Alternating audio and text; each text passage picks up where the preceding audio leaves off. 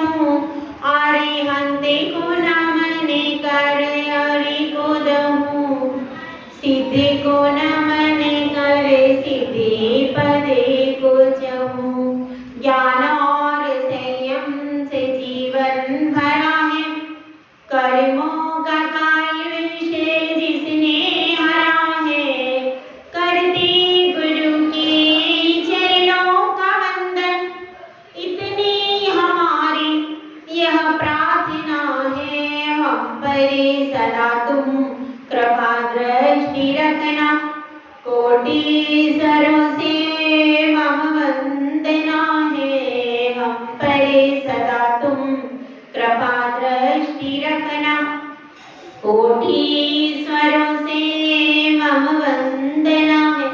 जय बोलिए 1008 श्री आदिनाथ भगवान की। जिसको जिसको आदिनाथ भगवान के पास में जाना है दोनों हाथ उठा दो भाई,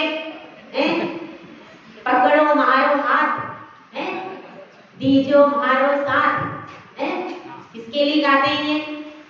आदिनाथ भगवान के लिए गाते हैं ना, व्याला आदिनाथ। तो फिर दोनों हाथ उठा करके कहाँ बैठे हैं आदिनाथ प्रभु? ऊपर बैठे सिद्धि शिला में। तो आपके दोनों हाथ ऊपर उठेंगे तो क्या होगा? तो आपकी आवाज वहां तक, आपकी भावनाएं बहुत बड़ी चीज होती है, तो अपनी भावनाओं को दोनों हाथों को ऊपर उठा करके ऊपर प्रभु तक पहुंचा दीजिए। जय बोलिए 1008 श्री आदिनाथ भगवान की। 1008 मूल नायक नेमिनाथ भगवान की। परम पूज्याचार्य श्री आदि सागर जी महाराज की। परम पूज्याचार्य श्री महावीर कीर्ति महाराज की। परम पूज्याचार्य श्री विमल सागर महाराज की।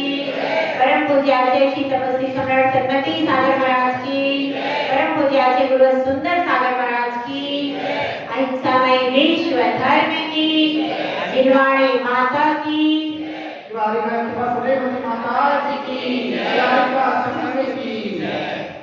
आज का पावन पर्व,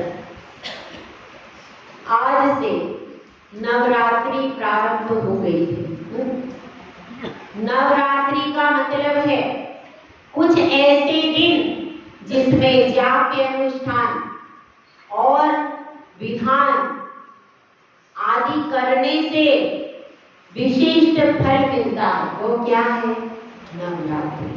यह केवल धार्मिक अर्थों के लिए है, बाकी लोग इसमें तरह तरह के प्रयोग करते हैं, मंत्र तंत्र आदि की सिद्धि करते हैं, लेकिन जैन दर्शन के अनुसार इसमें वीतरागी प्रभु की ही आराधना की जाती है। तो आज से वह नवरात्रि पर्व प्रारंभ हुआ है, जिसमें विभिन्न विभिन्न स्थानों पर साधु 9 उपवास भी करते हैं।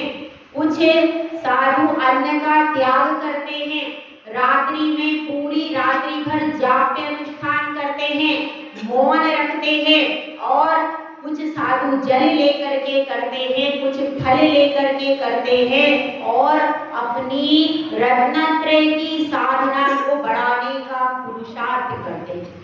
यही भावना पाते हैं कि जल्दी से जल्दी इन कर्म रिपु को जीत करके मुक्ति का लाभ हो। तो ऐसा अवसर आया है आपके पास में कि इस नवरात्रि में जितना आप ज्यादा से ज्यादा जाप्य करो और भगवान की भक्ति करो, तो आपके सारे संकट इसमें दूर करने की सामर्थ्य है। तो फिर किसमें कमी रह जाती है? हमारी भावनाओं में कमी रह जाती है, भावनाओं में, श्रद्धा में कमी रह जाती है। इसके कारण सर्व सिद्धि का लाभ नहीं मिलता है। तो अपनी श्रद्धा को क्या करना है? बढ़ाना। श्रद्धा को बढ़ाना है और कषाय को बढ़ाना है। क्यों? श्रद्धा को भी बढ़ती का काम करते हैं अपन, तो घटती का काम क्यों करेंगे? नहीं, श्रद्धा को बढ़ाना है और कषाय को क्या करना है? घटाना है। यदि कषाय बढ़ गई तो क्या होगा? तो श्रद्धा धीरे धीरे नष्ट हो जाएगी और अपन फिर से जीरो पर आ जाएंगे। इसलिए श्रद्धा को बढ़ाते जाना है, जो आनंद है वह कहीं भी नहीं। भक्ति में अपार आनंद है। एक बार आपको भक्ति रस का स्वाद आ जाए तो फिर सारे रस कैसे लगेंगे? फीके लगेंगे। जिसको भक्ति रस का स्वाद नहीं आया उसको लगता है कि घर में विषय भोगों में इनमें सुख है, लेकिन जिसको भक्ति रस का स्वाद आ जाता है, एक बार यदि भक्ति रस का स्वाद आ जाए तो यह तन्मय हो जाता है और तन्मय होकर के वह प्रभु गुण गाता है। तो ऐसे भक्ति रस को अपने को भी हृदय में ऐसा उगाना है कि जिस भक्ति रस में हमें अपनी सुध बुध खो जाए। भक्ति क्या है?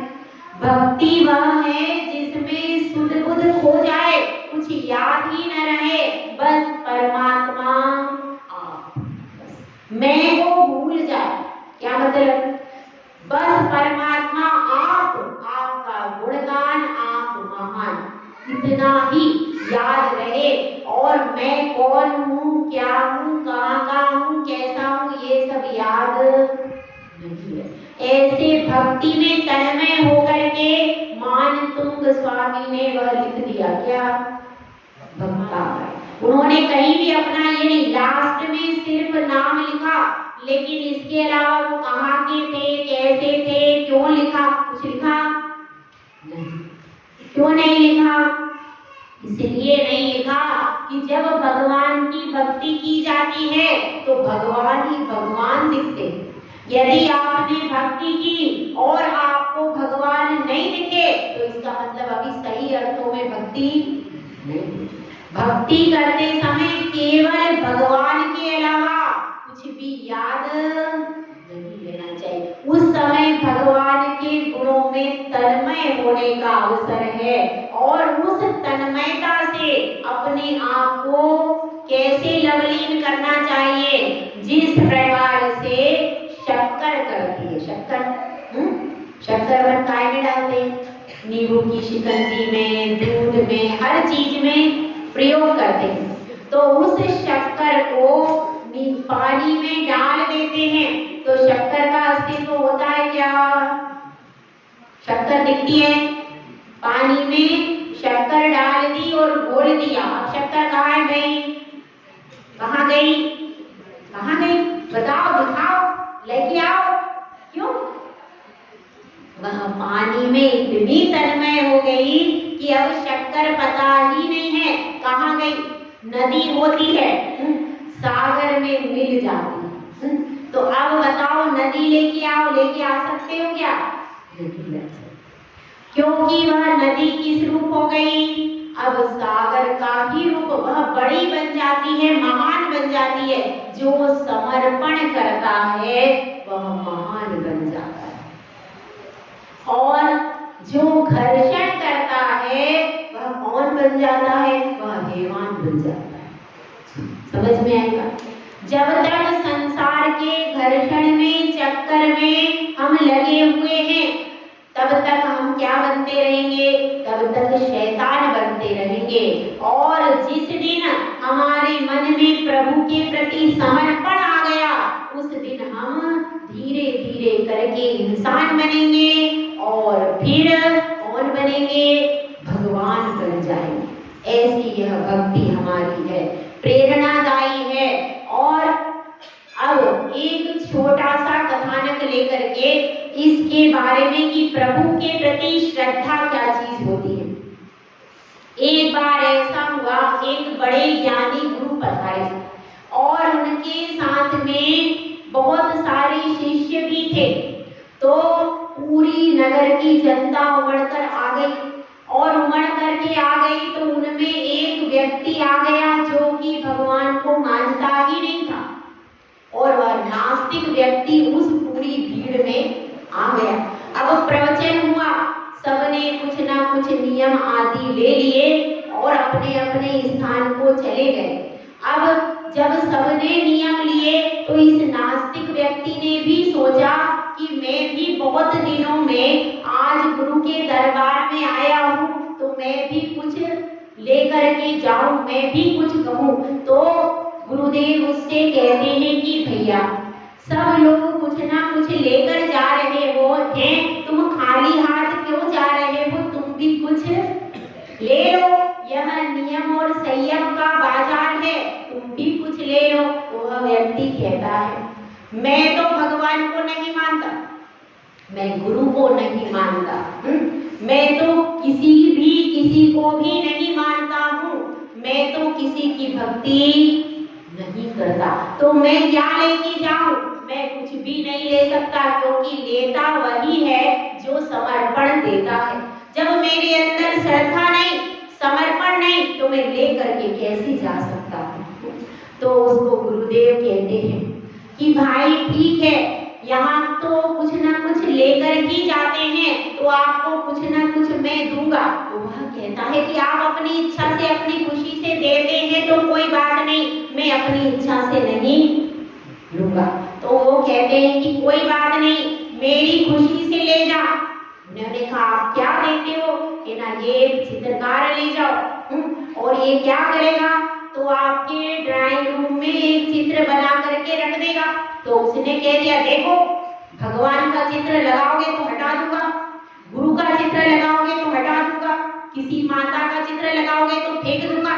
तो गुरु ने कहा कोई बात नहीं, चिंता नहीं है, ये ना भगवान का चित्र लगाएगा, ये ना गुरु का चित्र लगाएगा और ये ना किसी देवी का चित्र लगाएगा, तुम चिंता मत करो, लेकिन बस तुम उस चित्र को लगवाने देना। तो वह कहता है कोई बात नहीं, नास्तिक हूं मैं, मुझे कोई भगवान को नहीं पूछना, इतना ही तो नियम है, अब वो कोई चित्र लगा दे तो लगा दे ड्राइंग रूम में, कोई बात नहीं। अब ऐसा ही हुआ, चित्रकार आया और उसने अपना चित्र बनाकर ड्राइंग रूम में लगा दिया। अब उसके तो दिन का चैन और रात की नींद चली गई। जब से वह चित्र लगा, बड़ा हैरान परेशान, मुख पर वो ग्रास नहीं रख पाता, रात को सो नहीं पाता, दिन में चैन न रात को चैन, बड़ा परेशान हो गया। एक दिन गुजरे, 2 दिन गुजरा, बड़ा परेशान हो गया, बीमार हो गया और रोता हुआ गुरु के पास में आता है, कहता है कि गुरुदेव बस एक कृपा कीजिए, एक कृपा कीजिए कि वह चित्र वहां से हटा लीजिए। तो भाई देखो, वह तो प्रभु का चित्र नहीं है, वह तो किसी गुरु का चित्र नहीं है, वह तो तुम्हारा अपना चित्र है, तुम्हारा ही चित्र लगा है, तुम्हारे परिवार का ही चित्र लगा है, तो अब उसमें आकुलता की क्या बात है। तुम्हारे परिवार के चित्र में तो प्रॉब्लम होना ही नहीं चाहिए। नहीं गुरुदेव, मैं उस चित्र को नहीं रख सकता, आप अपनी भेंट वापिस ले लीजिए। तो क्या कहते हैं गुरुदेव की नहीं भाई, ऐसी क्या परेशानी है, जब उसमें तुम्हारा चित्र है, तुम्हारे परिवार का चित्र है, तो तुम्हारे को उसमें आकुलता की क्या बात है। वो कहता है, चरणों में गिर जाता है कि हे गुरुदेव, हे गुरुदेव, ये सच है कि वो मेरा चित्र है, ये सच है कि वो मेरे परिवार का चित्र है, लेकिन उसमें क्या है, उसमें मैं अर्थी पर लेटा हुआ हूँ और मेरे नीचे लकड़ियों का पिंजरा रखा हुआ है, मेरा बड़ा बेटा हंडी में आग लेकर के मुझे जला रहा है और मेरा पूरा परिवार, द्वारे पर बहुएं रो रही हैं, वहां पर पूरा परिवार है, लेकिन जब मैं ये चित्र ड्राइंग रूम में देखता हूँ तो मुख से निवाला गिर जाता है, मुख से निवाला गिर जाता है, मैं पानी की बूंद नहीं पी पाता, मुझे लगता है कि मृत्यु मेरे सर पे सवार है। यह चित्र है, यह चित्र इतना बड़ा सच है कि जिसके आगे मेरे सारे सच मौन हो जाते हैं और मैं अब उस चित्र को नहीं रख सकता। उनके चरणों में गिर जाता है और गुरुदेव से कहता है कि गुरुदेव, आपने बिना किसी फोटो, परमात्मा की फोटो के मुझे एहसास करा दिया कि मृत्यु सबसे बड़ा सच है। जब मौत आ जाएगी तो परमात्मा को ही याद करना पड़ेगा, कोई दूसरा नहीं होगा साथ देने वाला। तो वह चरणों में गिर जाता है, उसको वैराग्य हो जाता है संसार, शरीर और भोगों से, और वह घर से निकल करके वन की राह पकड़ लेता है। मैं तो बंद हूँ। आपने कितनी बार ऐसे चित्र देखे? बताओ, कितनी बार जाकर के शमशान में ऐसे चित्र देखे? लेकिन देखो, उसको तो एक बार में वैराग्य हो गया। आप सब कब सुनोगे और कब देखोगे वो चित्र?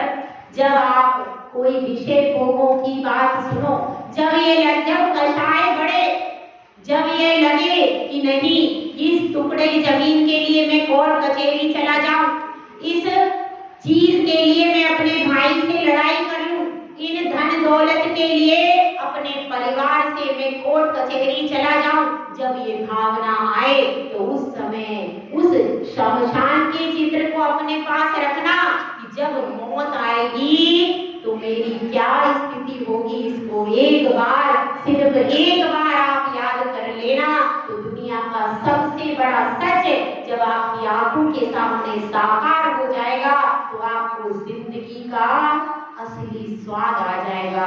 इसलिए कहते हैं कि मौत के आने के पहले भक्ति का मजा ले लो। एक बार वो आ गई तो ऐसी सजा देगी कि सारे मजे आपके धरे के धरे रह जाएंगे। जय बोला जय सुंदर सागर महाराज की। हेलो